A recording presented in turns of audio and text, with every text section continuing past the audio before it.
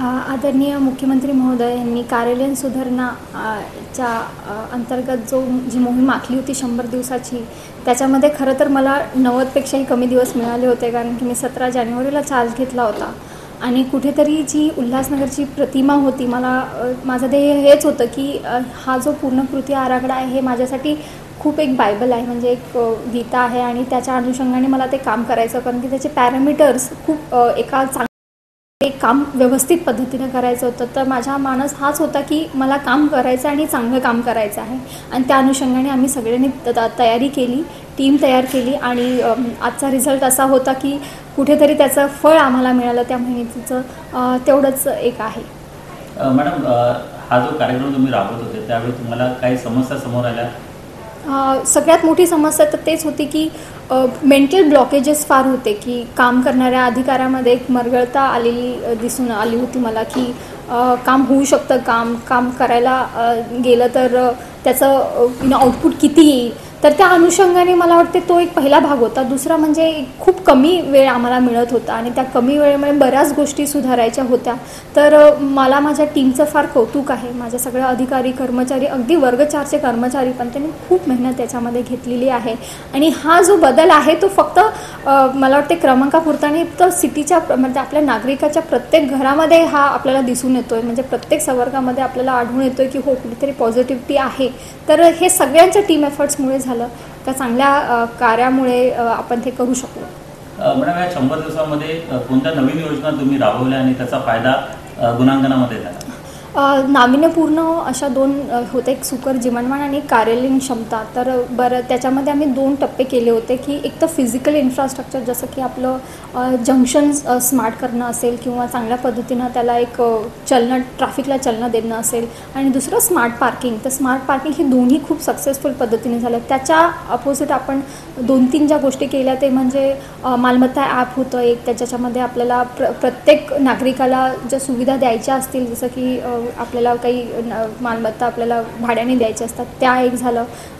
दुसरी गोष्ट म्हणजे स्मार्ट AI पद्धतीचं जे इलेक्ट्रिसिटीचं पूर्ण कार्यालय आहे त्या पद्धतीने ती कार्यप्रणाली असेल. सो अशा बऱ्याच गोष्टी होत्या, म्हणजे there is not one thing.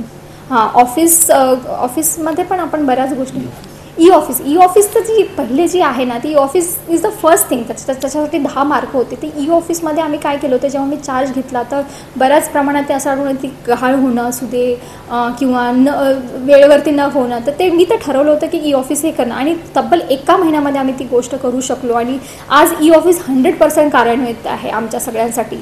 तर हेच नाही तर व्हिजिटर मॅनेजमेंट सिस्टीम आहे, टोकन सिस्टीम, म्हणजे येणारा आज प्रत्येक व्यक्ती आमच्यासमोर जो येतो तो त्याला माहिती आहे की मी महानगरपालिकेमध्ये आत आल्यावरती माझी नोंदणी होते, माझं टोकन घेतलं जातं, माझा जो काही अर्ज आहे तो त्या डिपार्टमेंटकडे जातो आणि त्याचं उत्तर मात्र मला 8 ते 10 दिवसामध्ये नक्कीच मिळणार आहे. सो ही जी पूर्ण जी विश्वास आम्ही जी निर्मिती केलेली आहे, नागरिकांसाठी असू दे, इन्फ्रास्ट्रक्चरसाठी असू दे किंवा इतर सगळ्या ज्या सोयीसुविधा महानगरपालिकेतर्फे आम्ही देतो त्याच्यामध्ये, तर सो द PPT जी आपली आहे, ज्याच्यामध्ये आम्ही सगळी कामं नोंदवलेली आहेत, ती आपल्या वेबसाईटवरती पण अवेलेबल आहे. तीही आम्ही सगळ्यांसाठी हे करून देतो आहे. तर तुम्ही सगळ्यांनी ते पाहावं की आम्ही आवर्जून काय केलेलं आहे.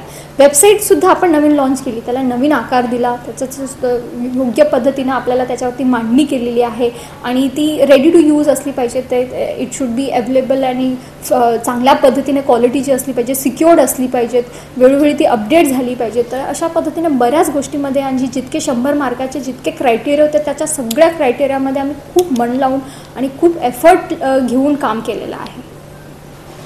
मॅडम, या 100 दिवसांमध्ये कर्मचाऱ्यांनी तुम्हाला कशी मदत केली आणि अधिकाऱ्यांचा रोल कसा राहिला आणि पालिकेतलं जे बदललेलं वातावरण आहे त्याचा तुम्हाला गुणांकनामध्ये कसा फायदा?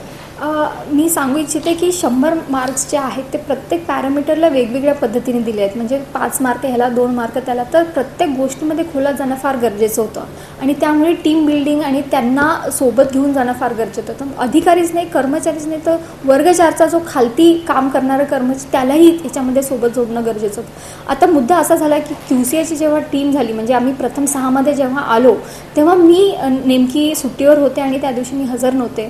पण त्या दिवशी माझी माझी सगळी टीम म्हणजे अक्षरशः वर्ग 4चा कर्मचारी रात्री 12 ते 1 पर्यंत इथे होते. ते स्वच्छता करत होते, त्यांना जे लागला डेटा लागत होता QCAच्या टाईमला ते अवेलेबल करून देत होते. सो आय गेस हा जो सक्सेस आहे तो माझा एकटीचा नसून माझ्या सगळ्या कर्मचाऱ्यांचा, अधिकाऱ्यांचा आहे. तर आणि कुठेतरी मला म्हणजे मला आय एम व्हेरी होपफुल आणि मला खूप विश्वास आहे की ही जी आम्ही गोष्ट सुरू केलेली आहे त्याच्यामध्ये सातत्य नक्की राहील. कारण की एका प्रतियोगितेसाठी जर आम्ही करत असतो तर वेगळी गोष्ट होती, पण आम्हाला नेमकं हे करायचं आहे म्हणून आम्ही ते केलेलं आहे आणि ते त्याच्यामध्ये सातत्य राहील.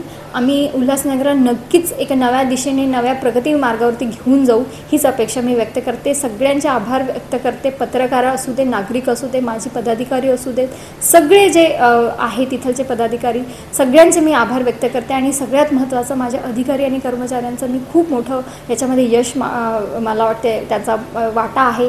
खारीचा वाटा नसून खूप मोठा त्यांचा वाटा आहे आणि त्यांच्याविषयीही मी अभिनंदन व्यक्त करते. थँक्यू.